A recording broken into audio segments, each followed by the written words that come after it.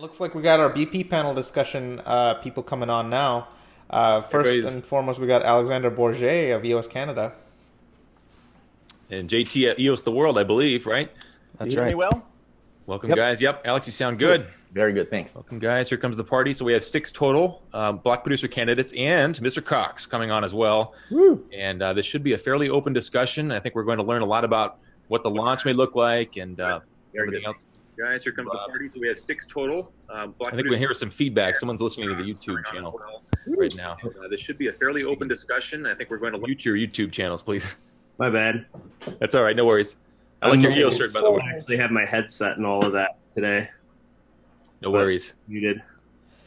So why don't we go around the horn there, Kev? I guess we got Alexandra. We already introduced from EOS Canada. Who else do we got? JT from EOS the World. Yep. In the middle, right in the middle. Who do we have? Sean? Lou? Sean? It's a different layout for each person, so. Oh, I see. Yeah. Yeah. We have John is looking sideways right now. Yeah. Okay. Oh, maybe I can. There you go. Yeah. Yeah. Much better. We could have all done this the whole show. It would have been pretty fun. All right, guys. Welcome. Go ahead, Kev. Yeah, go ahead.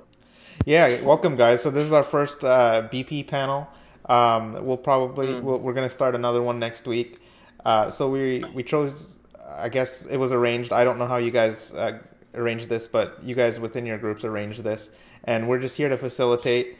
And Thomas is here to listen and answer questions. But I guess it's mostly for you guys to go through some of the questions that we brought up earlier on. Which is first, I mean, do you want to go through them, Kevin, one by one, and then have everybody answer? What do you guys think, or do you guys want to have a free-flowing discussion here? I'll get free flow pretty fast, I'm sure. So let's start with structured, right? Okay. Sure. Yeah, let's jump to question number 1 and we'll let you guys all answer, and then see where it turns from there, huh? Let's see what we got. Okay, so. Can everybody hear me okay? We're getting some feedback. Yeah, if you are not currently speaking, if you can keep your mic on mute, please. That'd be perfect. Let's see here. Okay, so we're looking at the first question. What is your vision for the launch? What do you see specifically? And I guess on my end, I see Alex first right next to me. So I'll ask Alex first, and then we can go to the next person. So my vision, what I envision, what I think is going to happen on the launch, I think it's going to be like a worldwide event with live streaming. People are going to organize like I remember assisting to the Zcash launch. They had that camera with the folks on their computer. It wasn't very interesting, but something was going on. It was hooking on the TV, like just waiting to see maybe someone is going to say something on the camera, right? So I think we're going to have massive live stream. I think you guys are going to be great at flipping from one channel to the other, maybe putting something up for that, and then like BPs. Especially the top ones are going to be very targeted, and they're going to be very swamped at looking at the media, social media, and it's going to be high profile. And I think we're going to see everyone participating in the launch, sharing their progress everywhere. So it's going to be a massive swamp, right, on social media, and it's going to be very exciting for the community to see that come about. So I think that's going to happen. Nice, and I think we have John next. Go ahead there, John. Yeah. Yes. Yeah. Okay. Hey, John. Nice to meet you. And hey, what is your overall vision for the launch that you see happening? Yeah. I have prepared the answer. Yeah. I'm very much looking forward to the EOS launch. Its meaning includes in 2 aspects. First of all, our own org chain project is based on the EOS itself. The main project work of org chain can be done only after EOS launch. Secondly, EOS is a project that I personally participate in, which brought together experts and communities and all over the entire blockchain field. So I'm so looking forward to it. Yeah, thanks. Yeah, thanks, John. And then see JT. Yes, sir. What are your thoughts? Yeah, man, I think communication is going to be key. There's so many communication channels right now, and I feel like we need to kind of narrow it down to one in order for all the block producers to be in sync on this deal. I think that the first election is going to be mass chaos. It's going to be extremely interesting just to see how it's all going to go down. I think that the communication thing is going to be huge though, because the multiple channels, people on Facebook, people on YouTube, people on other social media platforms, Steam posts, and Telegram is just a lot going on at one time, and it's hard to keep up with it all.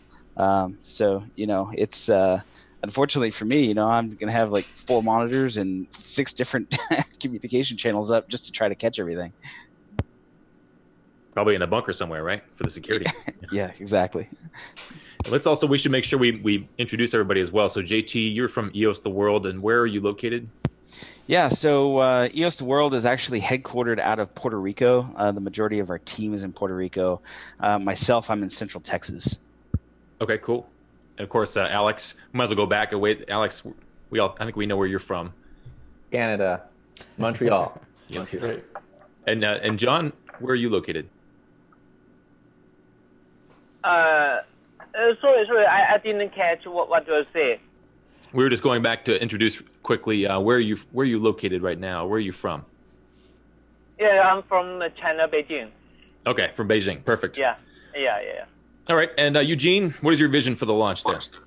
Yes, Eugene. I didn't get a chance to introduce myself, so I'll go quickly. It's EOS Tribe. Basically, we are partner in EOS Salt Lake City and EOS Dallas, but we will be actually, located in Wyoming as the most friendliest state, to crypto currently.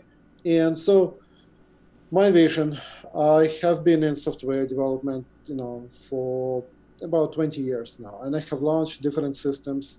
And I can only, as a engineer, what I can hope for, and my dream vision is that we have, exciting, but, with minimal stress for everyone, very smooth launch with very minimal problems, ideally none, right? And so we'll be up and running in a matter of hours, hopefully. And I think getting all our ducks in a row pre-launch will be important, and I kind of made that statement, I think, on Telegram channels. So yeah, I'm just, I'm hoping for exciting and stress-free launch. Sounds good to me too. Yeah, and I'm already stressed, man. I think we're seeing some of that around, but it's gonna be a great, it's fun and exciting last month, certainly. And when you say ducks in a row, I'm sure you mean security and just making sure that everyone's gone through and we'll mention in a bit about the practice you guys are going through. But is it Lou or Sean? Yeah, it's Sean. Hi. What are your thoughts on the vision for the launch, and where are you based out of? I'm Sean from EOSeco. We are a Chinese team based in Shanghai. I think after a whole year's cross-sale and community preheating, all eyes would be fixed on EOS launching on June the 1st. In fact, I love the head of article posted on Medium, introducing launch of EOS by Thomas. I think everyone have already read it. The title is Once Upon a Time, BIOS Booting and EOS Blockchain. I believe even many years later, when decentralized autonomous organization becomes an important part of the global economy, just like limited corporations today, we would still get excited on the moment when EOS mainnet go live. Because the EOS blockchain is launched not only by BM, not only by block.one, but also by the community, by BP candidates, and by all EOS holders. We together launched this project and we create EOS ecosystem. And that is what our team, EOS Eco, would like to devote ourselves into. to make EOS ecosystem diversified and prosperous. Yeah, that is my vision. Really looking forward to that day. Thanks. Sounds great. Thank you. Yeah. And of course, Rob, what are your thoughts? Hey, everyone. I'm Rob, or Robrigo, from EOS Detroit, currently reporting from Atlantic, Canada. That's a Newfoundland flag. But yeah, so my vision, I think we're going to usher in a new era of the internet on June 2nd or 3rd when the launch happens. And I think it'll go smoothly. There's been a lot of work that guys like Eugene and Alex have been putting into building up great tooling. And yeah, I think, you know, all the preparation going into this is going to lead us to a smooth launch. So I'm excited to be a part of it. Nice. Yeah. Just, of course, last but certainly not least, we have Thomas. We read his post. I think there's your vision for the launch is Dom Perignon. Is that what I read? Among other things. I was listening to everyone else's answers. I'm Thomas Cox, and I'm active on the governance side, and I've been helping folks, you know, organize. I'm not a block producer. I'm not affiliated with any block producers, and I'm trying to feel like what's it going to be like emotionally for me as the launch unfolds. And I realized it's going to be a lot like the birth of my daughter, where it's like a bunch of other professionals are doing very high stakes things under time pressure and whatever, and there might be some screaming, but ultimately I'm utterly useless, and I'm just watching, and maybe I'm scared or maybe I'm excited or whatever, but I'm like, there's nothing I can do. It's completely beyond my control. And so I just need to like stay out of the way, maybe hold somebody's hand if they need me to. So that's mostly what I suspect it's going to be like for me. And I hope there'll be something to keep me busy. Maybe you'll interview me or something as the other folks here on this call are doing the actual work of the launch, because it'll be completely out of my hands by then.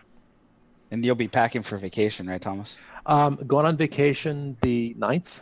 I'm going to stick around at Blacksburg for a couple days because you never know, how long or short this launch process will take. And there's a Tulip Fest or Tulip event, blockchain related event in San Francisco on the 8th that I'm apparently speaking at. It's either the 8th or the 9th. So after that's over with, I'm like on vacation for about 2 weeks. Cool. There will be no internet on this vacation for at least portions of it. I'm seriously unplugging. Very good. Cut off that Telegram for a little bit. Yeah. Yeah. Well, and Thomas, so I'm curious, what are your questions that you'd like to ask here as well? Anything we should cover? Oh gosh, there's so much. Let's see.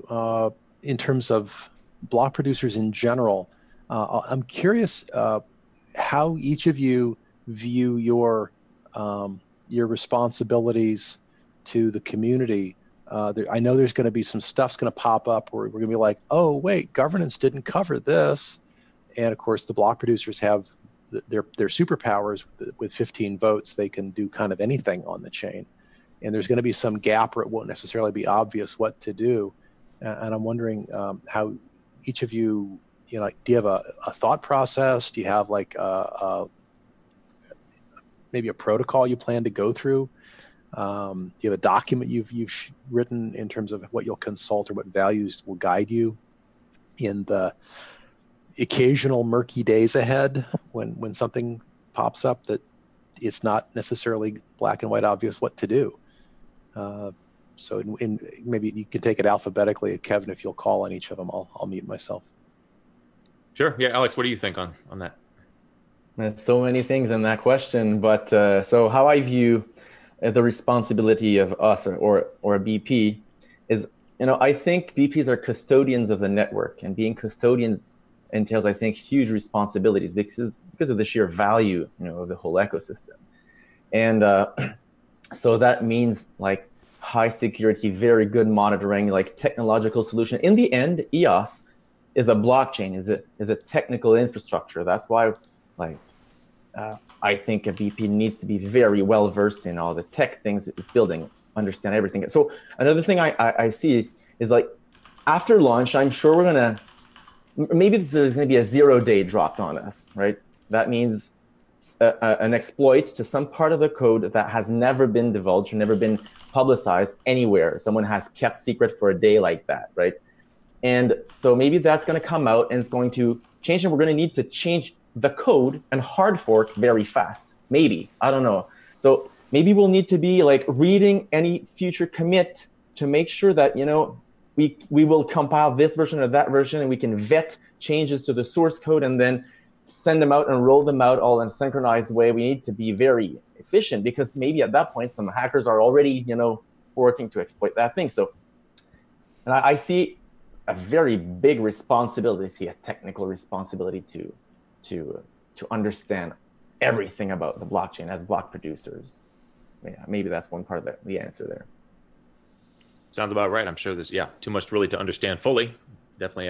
And looking at John, what are your thoughts on Thomas's question, the vision of Oracle Chain, and how you plan to overcome any obstacles that arise in the next month or two or beyond?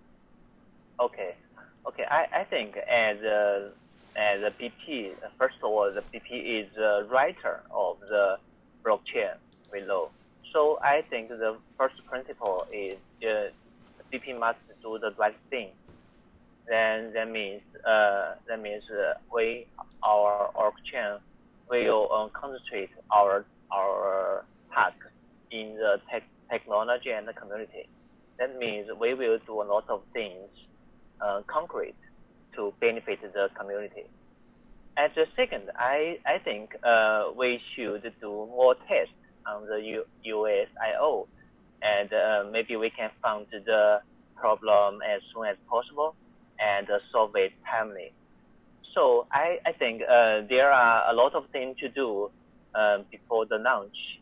So we will work hard to do it as with the other BP candidates and the guide of the EOS Go or block.one. So that's all. Yeah. Thanks. Thank you, John. Yeah, and JT, how about you?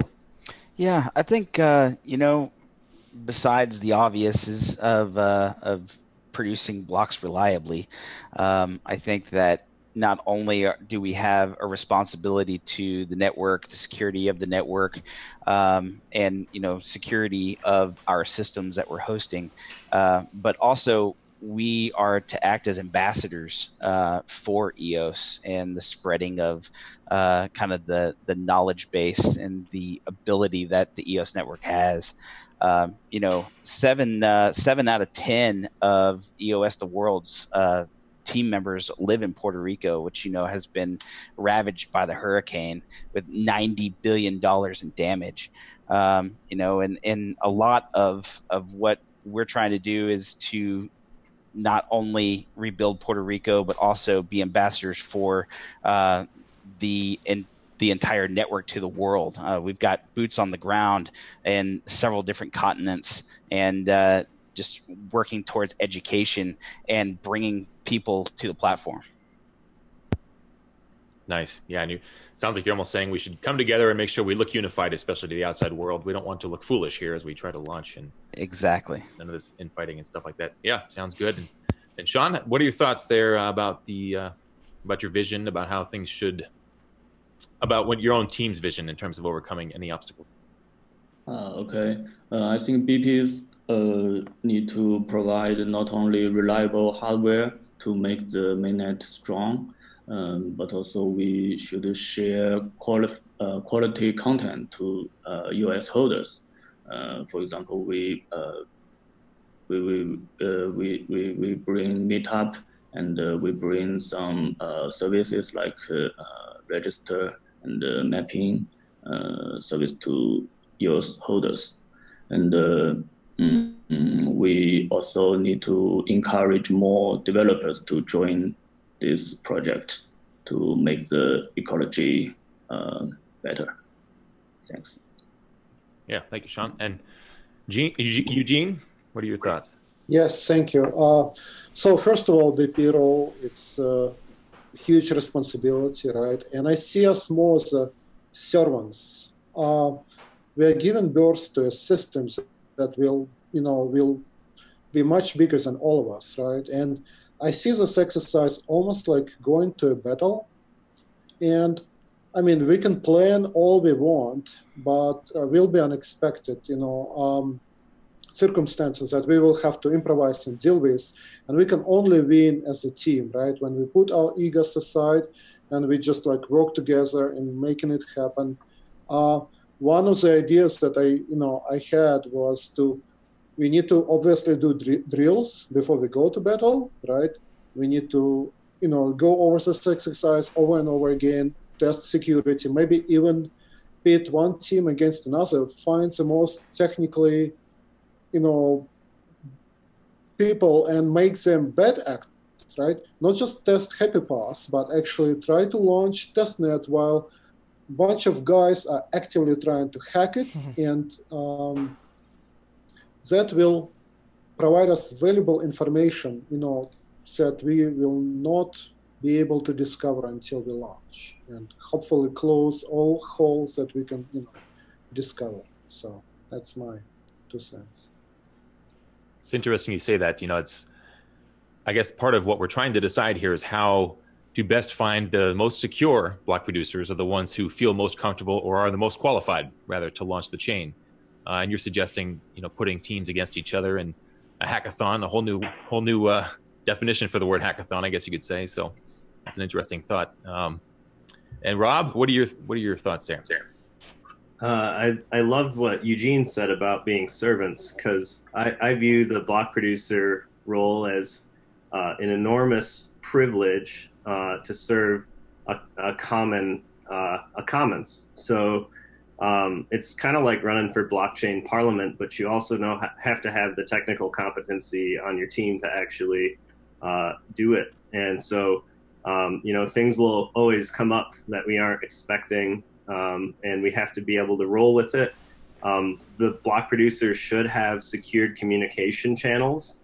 So probably maybe teams on Keybase would be a good place for the active BPs to be, kind of in a secure space where they can communicate through when stuff is happening that's sort of unexpected. And we're also setting policy, because all of the block producers that are voted in as active are publishing various, dynamic parameters. So we have to constantly evaluate that as well. So that's why it starts to feel sort of like a public office. And so it's a really interesting interdisciplinary sort of role where you have to be able to set policy, react and have like a value code. So, putting the good of the network, the good of,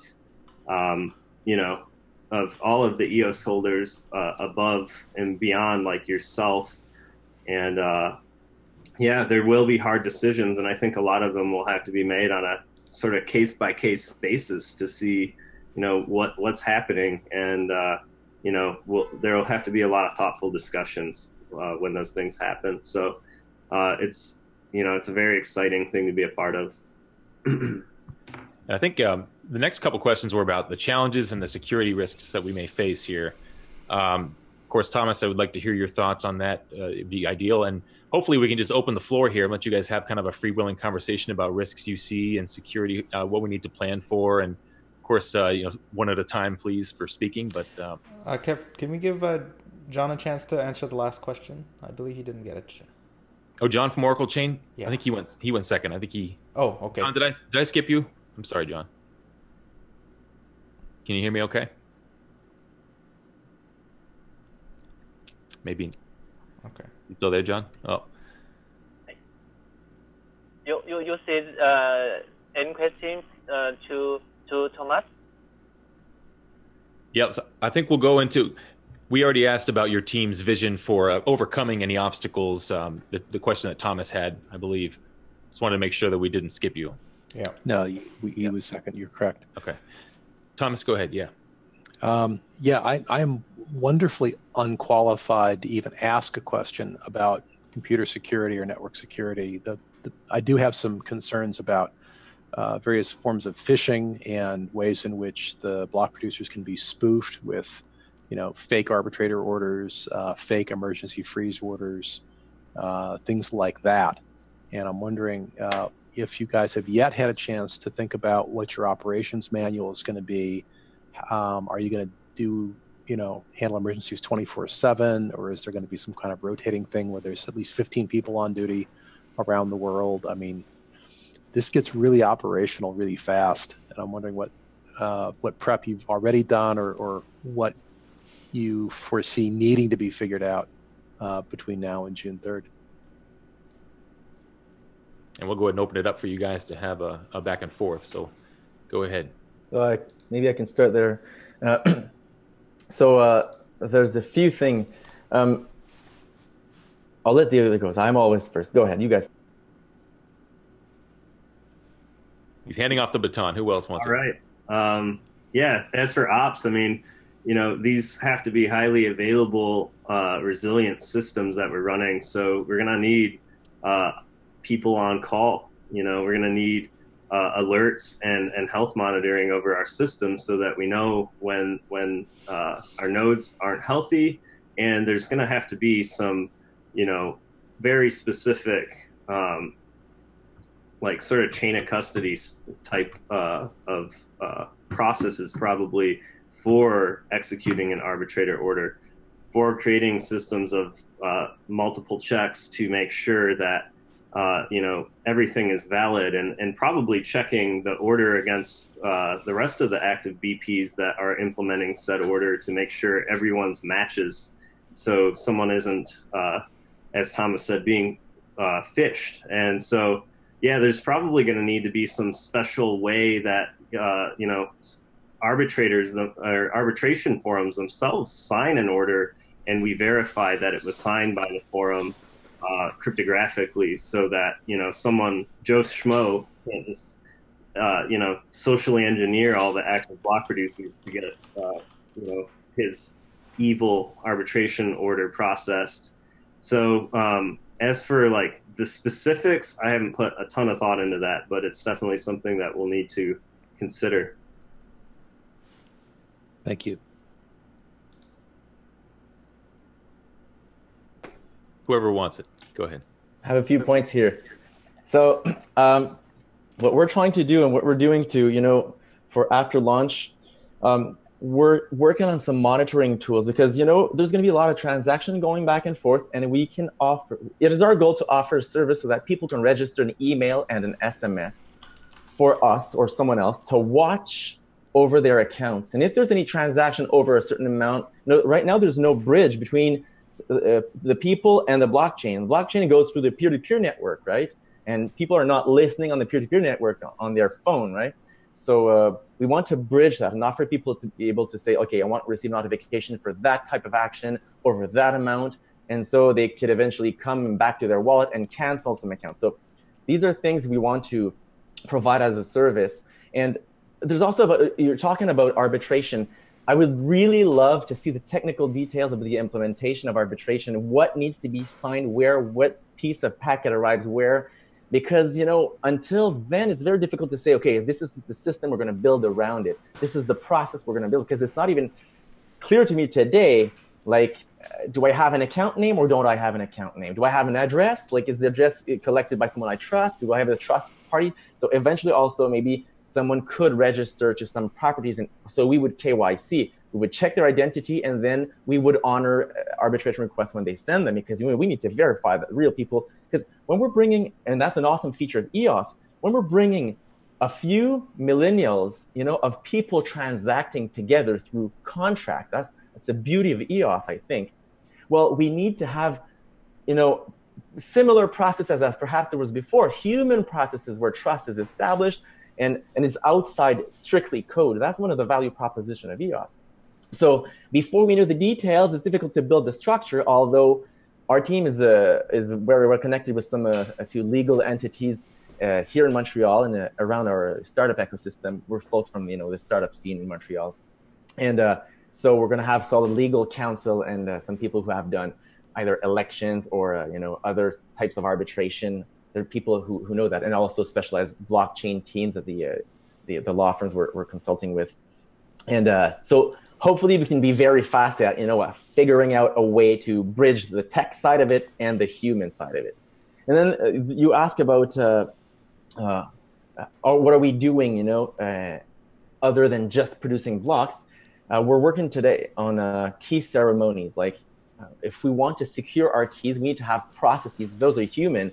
And we have folks in our team that we're working at Intel Security, and that created the key ceremony documentation and process when we need to have some keys that are very secure with an HSM and have people who have certain parts of access. And in that situation, they can unlock a certain key and do certain actions. So we're working on that, and we need that device before launch, because when the key ceremony is established, these keys are stored properly and the process is defined. That needs to happen before the first day. So that's my thought. Yeah, one of the things that we've been working on in our in Group 1 is Mesh VPN for the key ceremony. I don't know what you guys have been discussing about security therein, but one of the other big concerns that we've had at the meetups and in the forums is DDoS attacks on day one. What are you guys doing to prepare for that? So that's interesting, since you mentioned it, because we're kind of having a similar view, and you guys have seen posts that we were working on regarding security. We'll look into establishing mesh pre-launch as well, using a VPN, peer-to-peer, basically, so all communication is secured between VPs. So we are looking into a similar solution. And just to trace back a little bit to Alexandre's point on key management, we need to talk after, because I've been working for a few months now on a key management solution, which will be embedded into EOS Wallet. That will offer delegation of keys to a trusted party as well.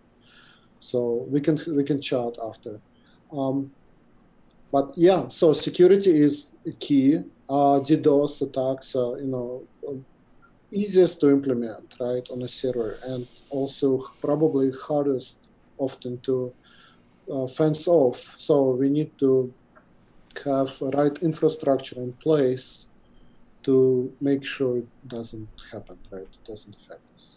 I'm curious to know about that EOS wallet. Is it a wallet that's going to be integrated in the Kleos? Is it a wallet you're separately building? What is that? So we've been working on a web wallet, and we started a mobile wallet on iPhone. Thomas, I believe, had a glance of it. It's kind of I got to see some of the screen mock-ups. They were very pretty. Yeah. On the other hand, my aesthetic senses are horrible, so you shouldn't take my praise as meaning anything.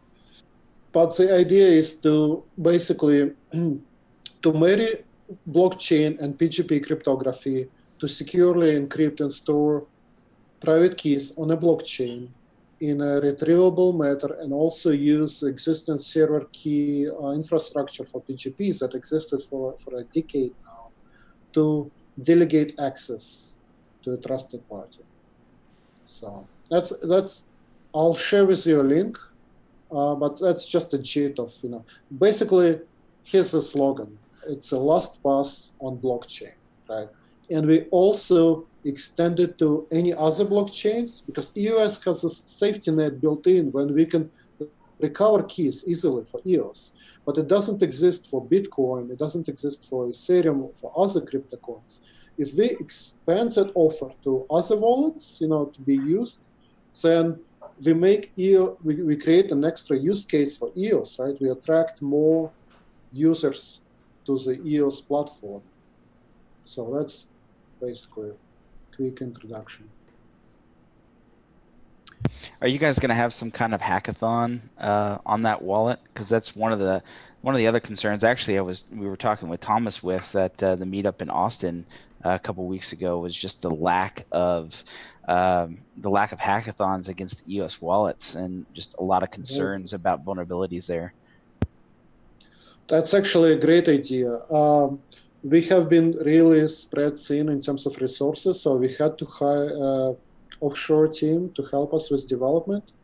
But a hackathon would be a great way to get additional development bandwidths practically for free, right? So, yeah, to help, to get community, to help. That I'm always open for that.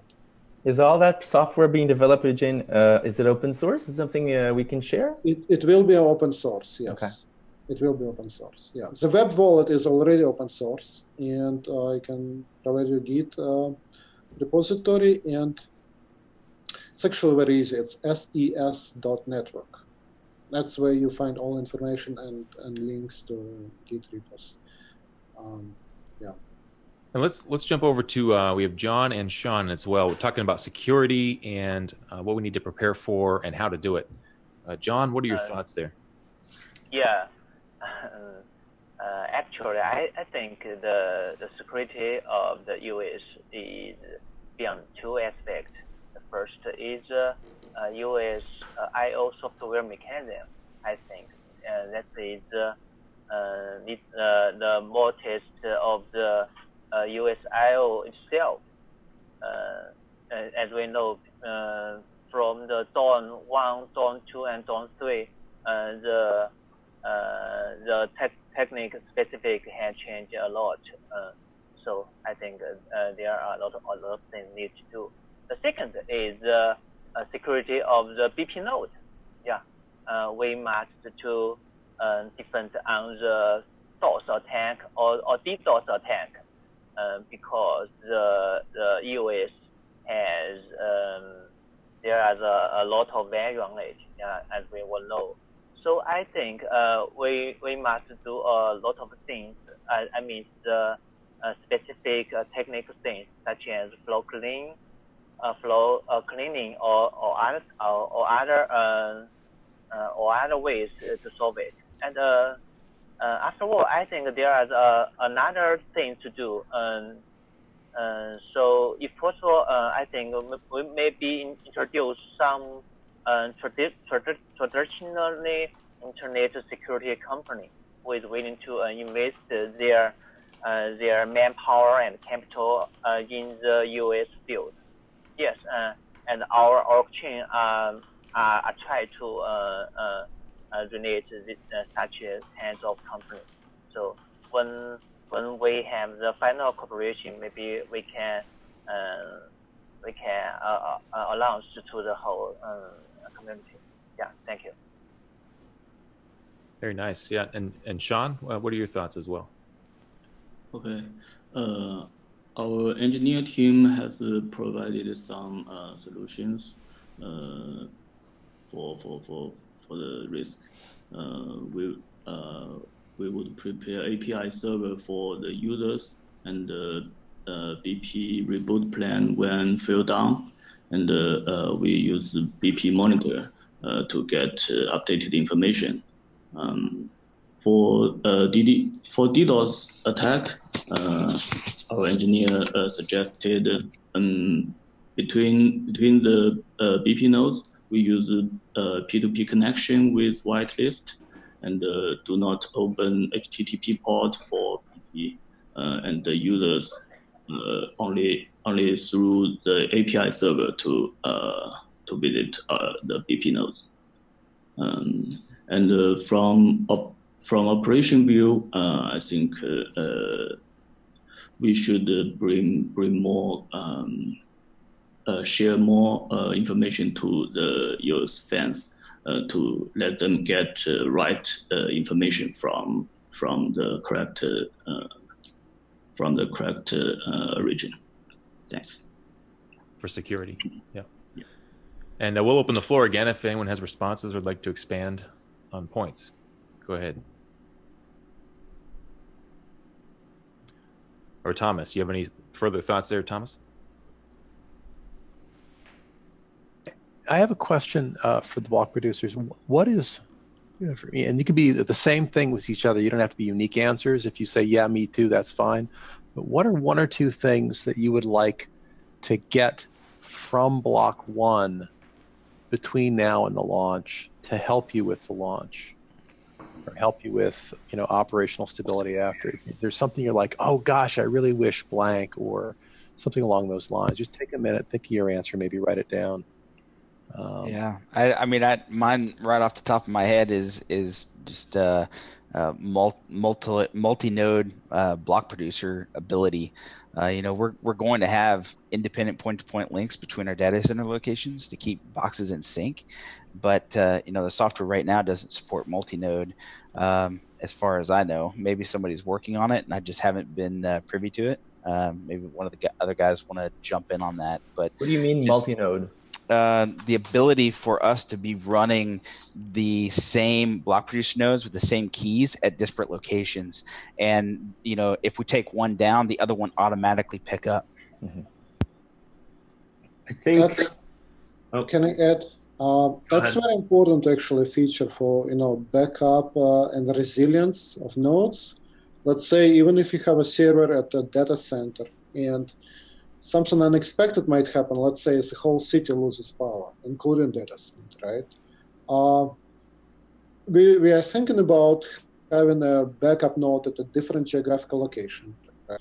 But all those features in terms of load balancing and starting up a second node as soon as we discover that the primary node goes down, that's it's being built outside of EOS system, so to speak, right? So we are inventing it as we go, individual teams. And it would be good if we had one solution, so to speak, that we all follow. Agreed. So I agree. This is a high availability solution. I would like one of two things for that from block.one. If we could have a switch or an endpoint /v1 something that it would make it either reload the configuration or disable the block production, right? Producer /on off, I don't know what. So we could have a system that's external, observes the three nodes that are highly available, or the backups, and then activate one or the other. So my plan was to have that on 3 separate nodes and have a gator, like 3 gators here, 1, 2, and 3, and they talk with an etcd cluster, which decides which block can go through, or sees the traffic, and if this one is not responding, has not processed in time, 5,100 milliseconds after, then it shuts that one down and opens that one. Because our infrastructure is always going to be crashing. We're based on Kubernetes, and it's our principle to kill machines once a day, right? So we want to kill the machines, and it's the process so that we rehearse the process of bringing them back up.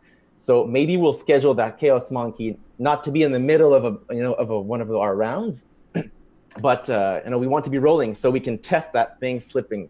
So there's 2 things. Maybe if we could have an endpoint to start, stop, or have at least when we send a SIG-HUP, like a signal to the process, it reloads the configuration. Now it does only that for logging, which is pretty, it's fun, but it's not the most useful. So maybe just reloading the producer name would be sufficient, right? Reloading the producer names or the private keys. And then, so that's would be on time. Otherwise, what we've been toying with, because we've been implementing a Go library, which implements the peer-to-peer protocol. So we're able to connect to the node through the peer-to-peer protocol, and for example, receive transactions as they come in before they're even included into a block.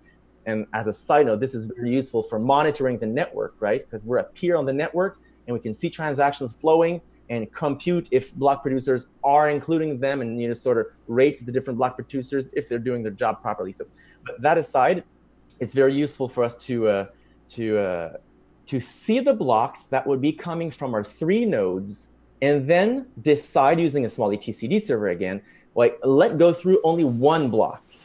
And then the other 2 nodes would then receive the irreversible block and say, oh, I've been fooled, right? I don't have the latest block. So they're going to undo their 2 blocks and then reapply and try again. There's a little overload in doing that because you need to process blocks and you're wasted. And also undoing and redoing might mean that it's not full capacity. So it's not ideal, but it would be a solution that we'd roll out if need be, right? Interesting. Thomas, did you write all that down? No, I'm relying on the fact that we're recording this. So sort of to JT's thing, statement earlier about being able to switch over nodes. I know in previous delegated proof of stake systems, the block producers could broadcast a new signing key. So then your cloud monitor, that's sort of separate from your data centers, could easily, constantly monitor the health of your nodes. And then if your primary node, someone trips over the power cord there, or the power goes out or whatever, your monitor will automatically detect that and publish a new signing key, which is configured at your backup location. And so in that way, you can rapidly switch over.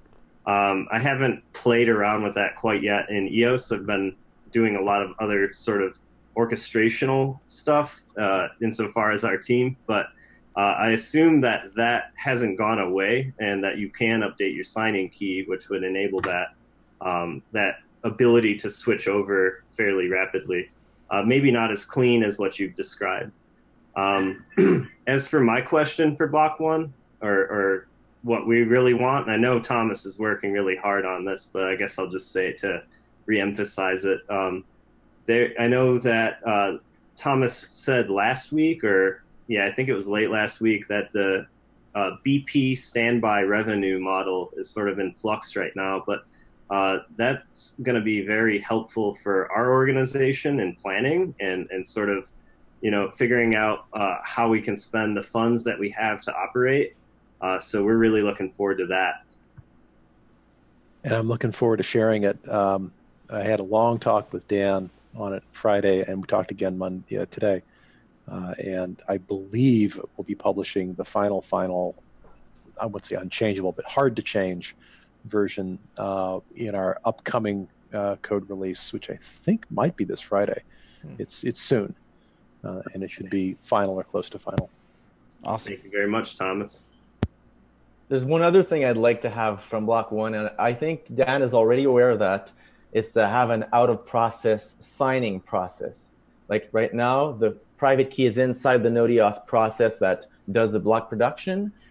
But my concern is always like the VM, if there's any bug or 0 day with the VM and someone sends a transaction that is able to escape outside of the VM and therefore get inside the node EOS process and do remote code execution, that could spell out the end of EOS, because with one transaction being included in all of the block producers' memory, they could grab the private key from all the active block producers at the same time.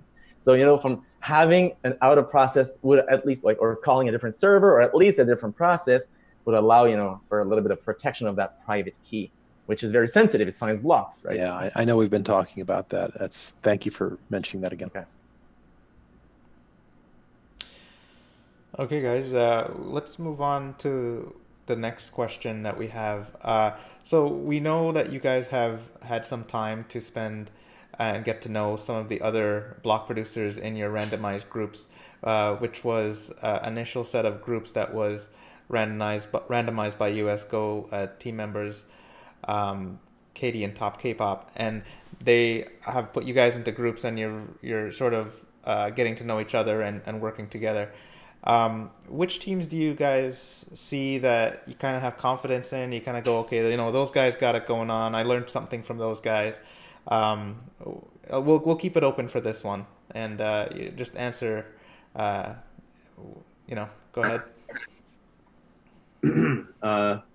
So the teams that inspire confidence in me and have really shown leadership in the testnet scene.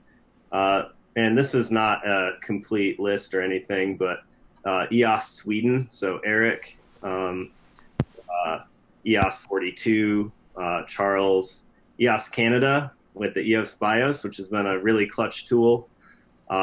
EOS Tribe, I know Eugene has been working really hard with the Arrowhead testnet, and EOS DAC as well are some of the teams that I've looked to as far as technical competency goes. And I really thought BitSpace as well had an amazing block producer candidacy announcement recently, very well thought through.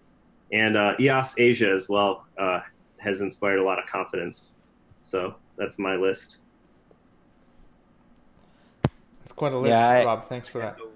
I echo Rob on Sweden. I think a lot of people go to Eric for technical questions just because he's so active on Telegram, and I don't know if the guy ever sleeps because it always says "seen recently" on him.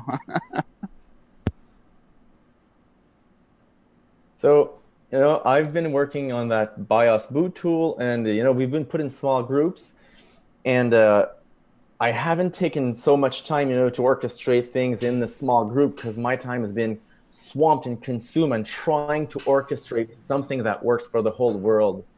And so we've been running a few tests with different people who are not necessarily in the group, some in the group.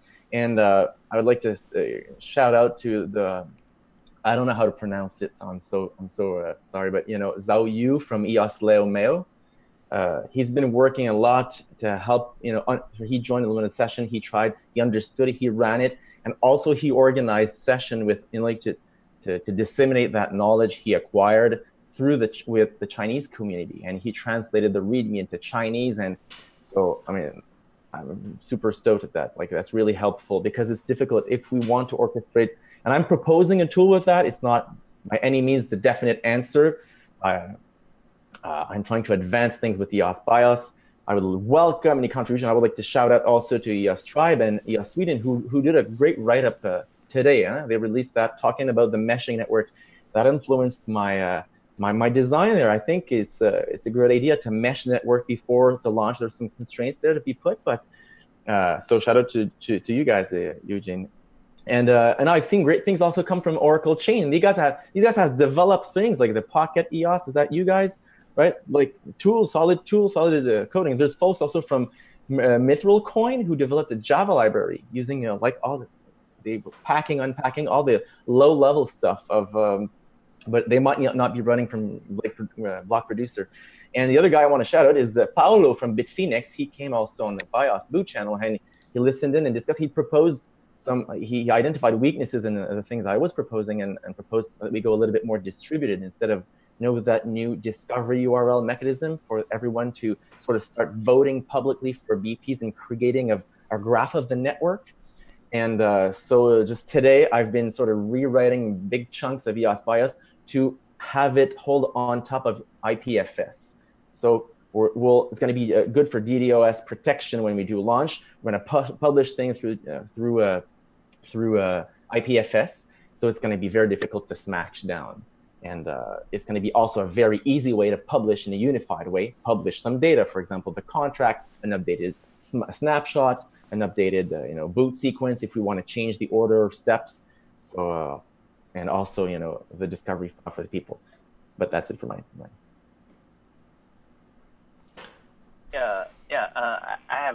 I have something to share with you because I think it's harder to see which specific team is more competent or is more competitive. But I want to say that the team who can concentrate on doing something, whether it be technology or community, that team, I think he can give me more confidence.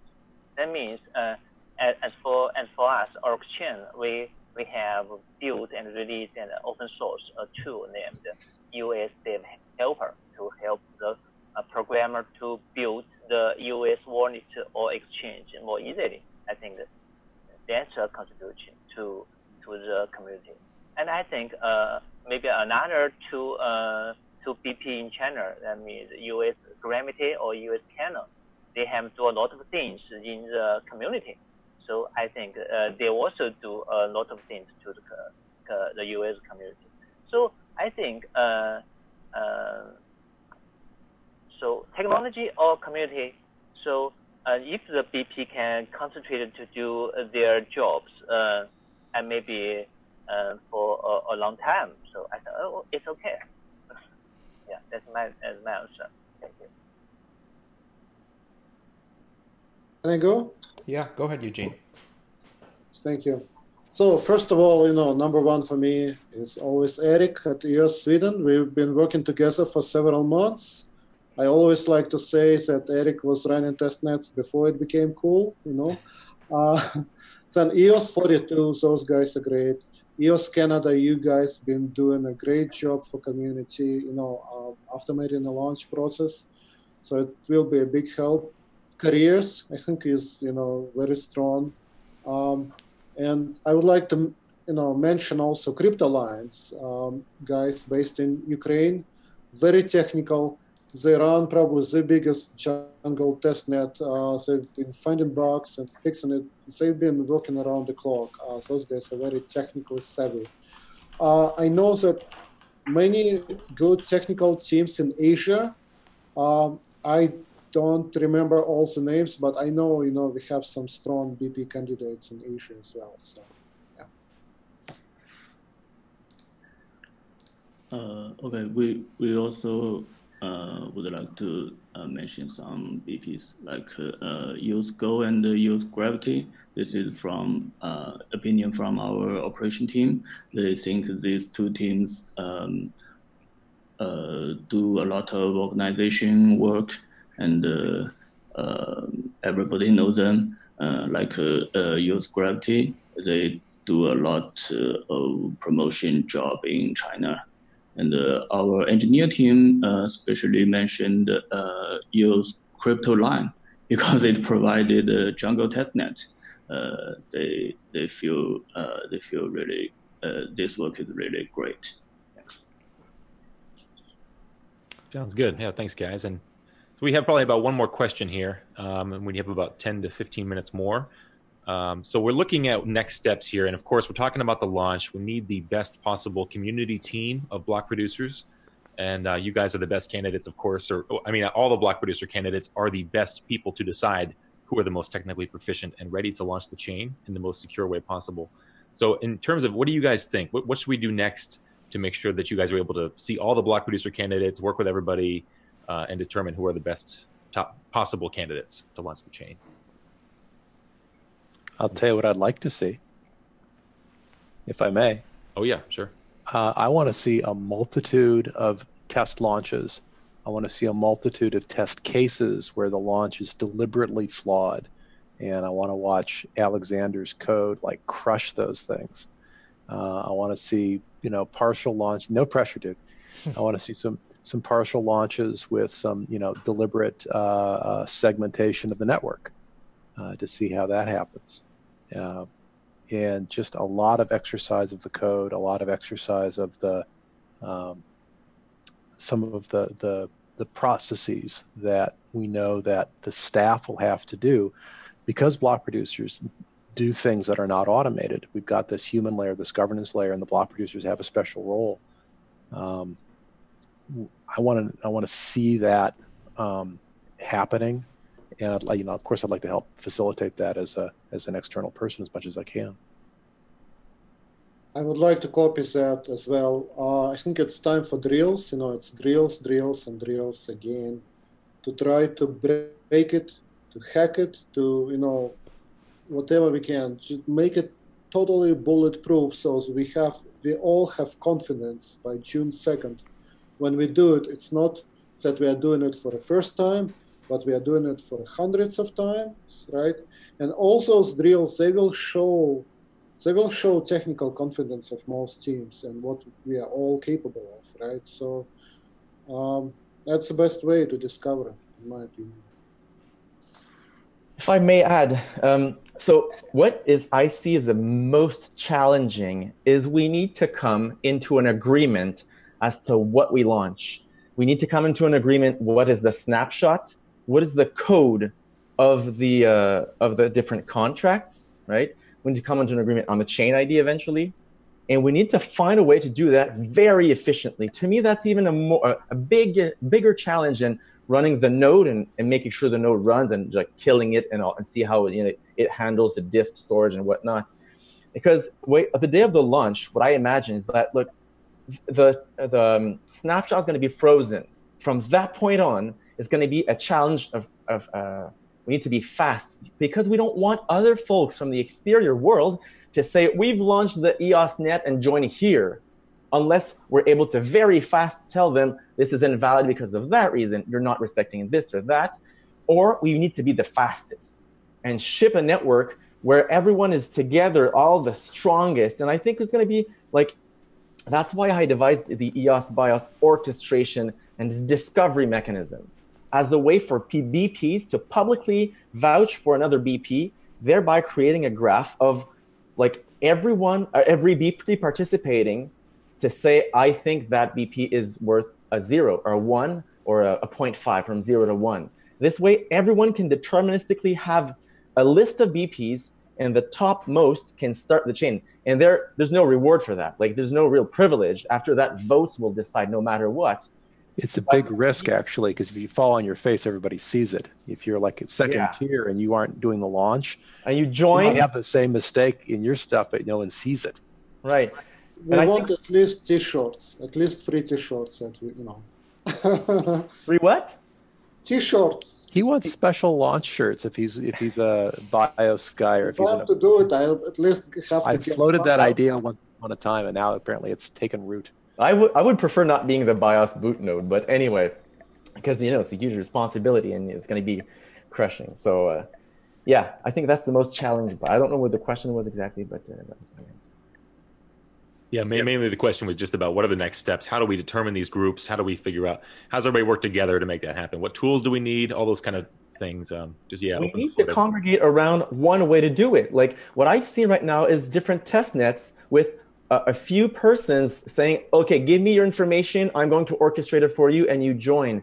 But we can't do it this way on launch. It won't work. We can't have everyone do that sort of machinery. So that's why when I identified there was sort of a lack there, that's why I studied EOS BIOS. And I think we either need to find an alternative that's very good, even better. I'm sure it's possible to have something better than what I have, but like time is short and our goal is still to launch the thing. So I encourage people to perhaps give it a shot and bring up some ideas. Like Eugene this morning, like he challenged a few assumptions there that are very bad from what I did, and we can better it together.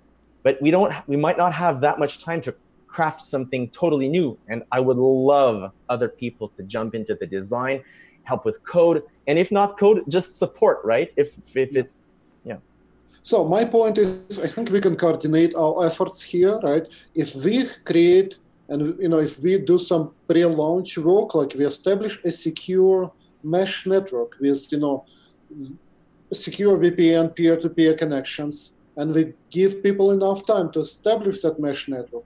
Then after that groundwork is done, which is somewhat manual, then your automated process, comes in picture, and that it will help on an actual go live date to bring it all to life. But if we do some preliminary work, we will be in a much better shape at the launch. So maybe I can address that because it's a very important thing. I would love for us to come about and orchestrate a mesh, but for nodes to connect, might get a little technical here, but for nodes to connect together, they need to be on the same chain, even though that chain doesn't exist. They need to all have the same Genesis file. So and the BIOS boot node is the one who's going to create that Genesis file. And it doesn't really make sense for that boot node to be elected because things can change. We haven't voted for the last snapshot or contract data. So, once we have all the snapshot data, then we can start the orchestration process.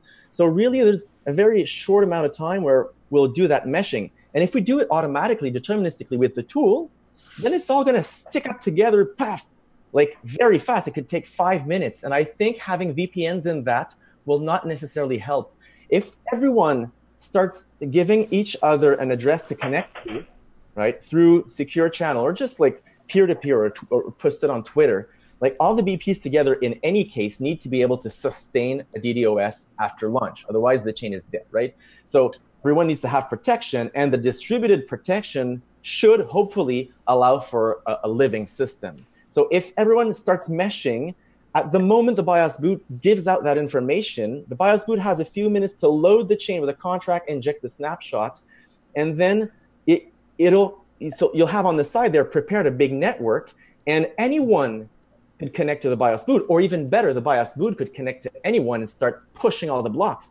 And at that point, all the people, everyone who's running the orchestration tool as a watch mode or a validating mode, will receive the blocks and start validating them and kill the network if it's not good, and we'll restart again. So exactly, that's where my point is, right? The bias node, the EOSIO, doesn't even have to be exposed to... Exactly. You have a great point there. I'm going to refactor the thing. You need a peer connection to a full node.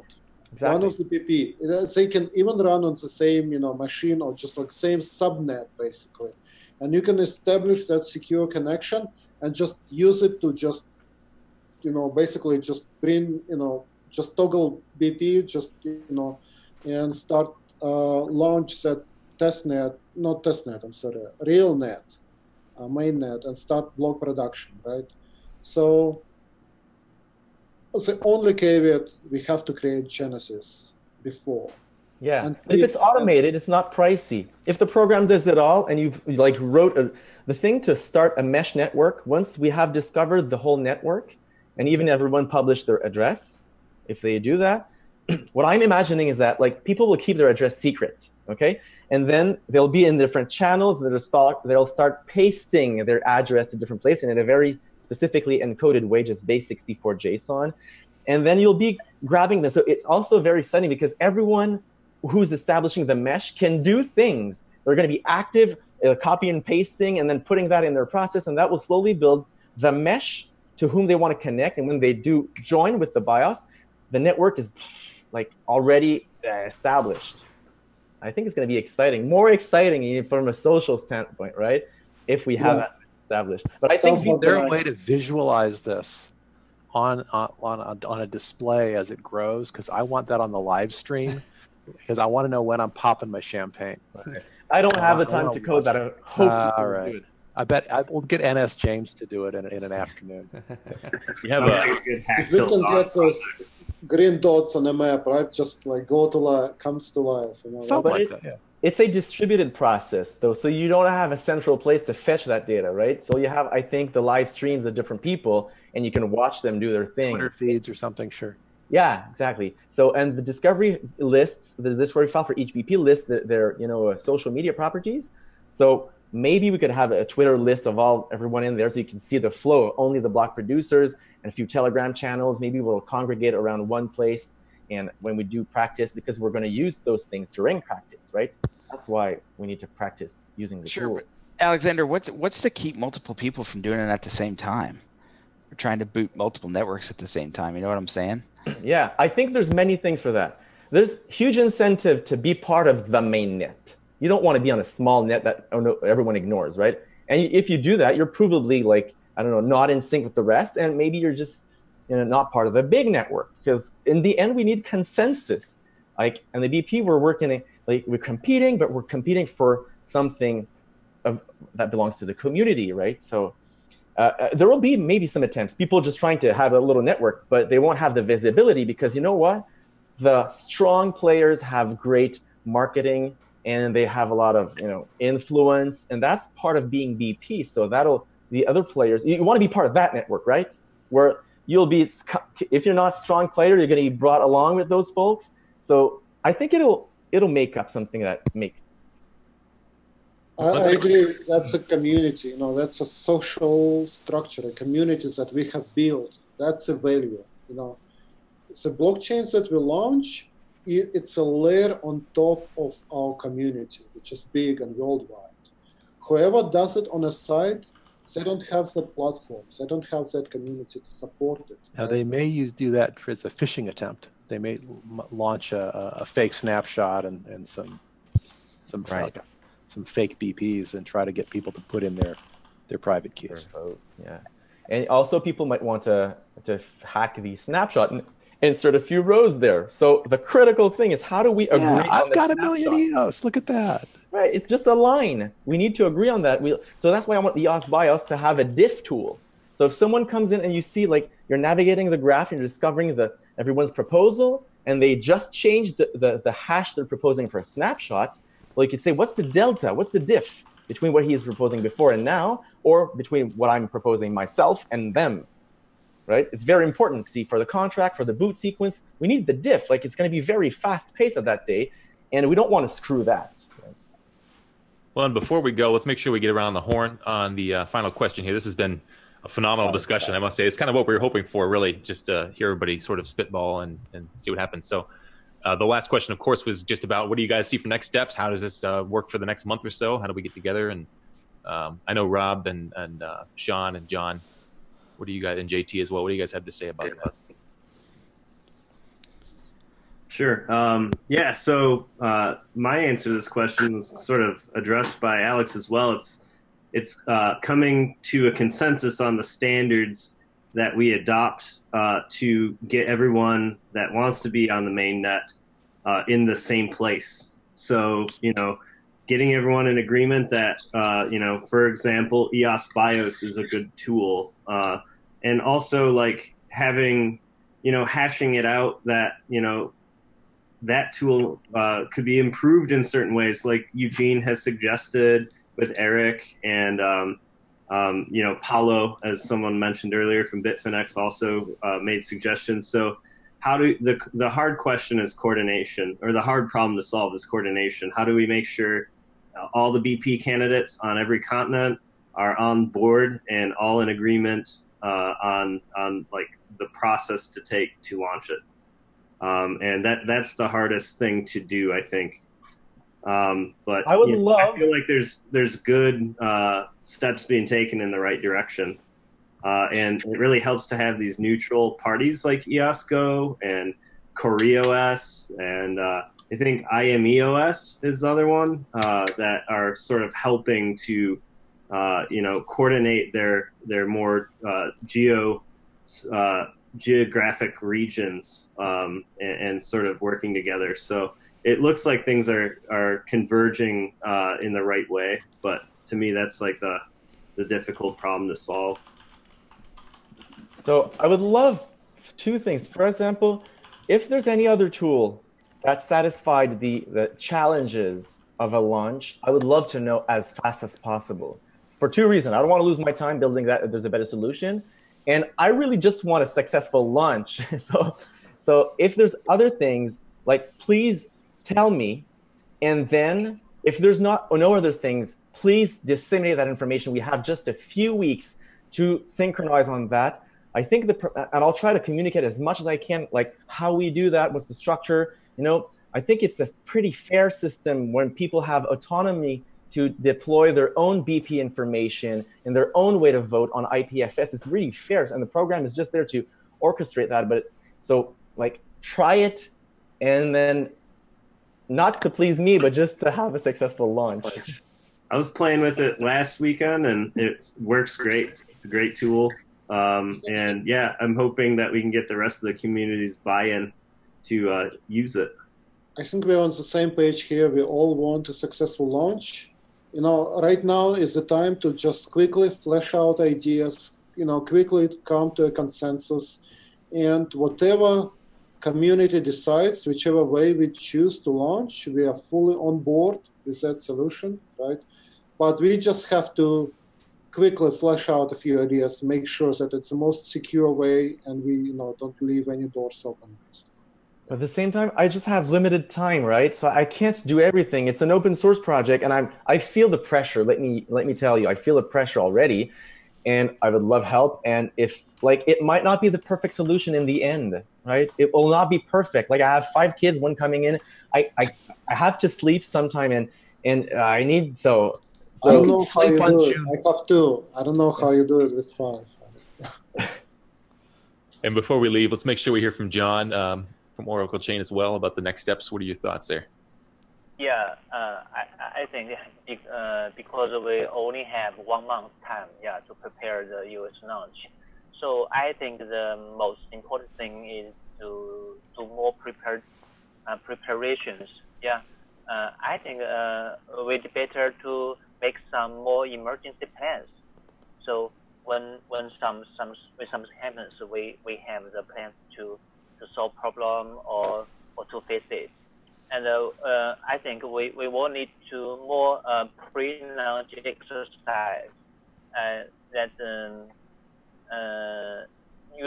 There are 3 groups to prepare to the launch procedure, but I think the progress is slow because I'm in group 2, but I don't see there are some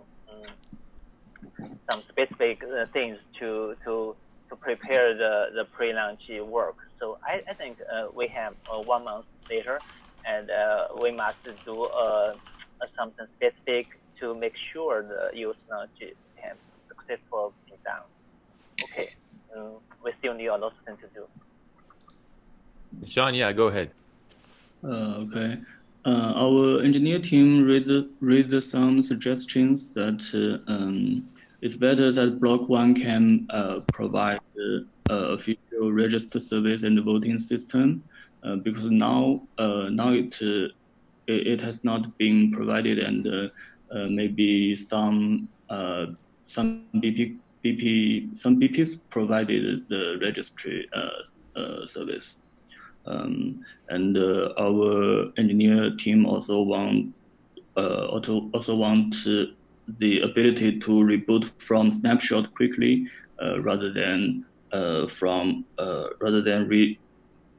resign from the Genesis block. Okay, and from our operation aspect, I think it's that we could know earlier about Constitution number 0, like the inflation plan, how the 5% is allocated, and yeah, it's better for us to do the financial model. This is also important, I think. And JT, what are your thoughts there? We haven't heard yet. Yeah. Actually, can I interrupt? I wanted to get Sean. Can you tell me? You said you wanted registration and voting. Is that pre-launch, registering candidates, or post-launch to register and vote for block producers? I wasn't following you. Okay. I mean now the users, including me, I'm not quite sure the voting interface what it's like. And, what it's going to look like. Okay. Yeah, look like, and there is no official there's no official website to do it. So maybe it's better that block.one can provide an official one, so that yeah, users would not confuse I have 2 or 3 comments. So you're talking about post-launch, and when people want to register themselves as block producers on the active chain, and when voters want to come and vote on block producers on an active chain. You have probably heard a few times that block.one is not going to be launching a chain. The community will launch or not launch. Yes. So you are not going to get any official support from block.one. We write software. That's all we do. Now, we are going to have a command line, an easy way at the command line to vote, an easy way at the command line to register a block producer and add data to their registry. The calls are reg producer and vote producer in the system contract. They're actually out there right now.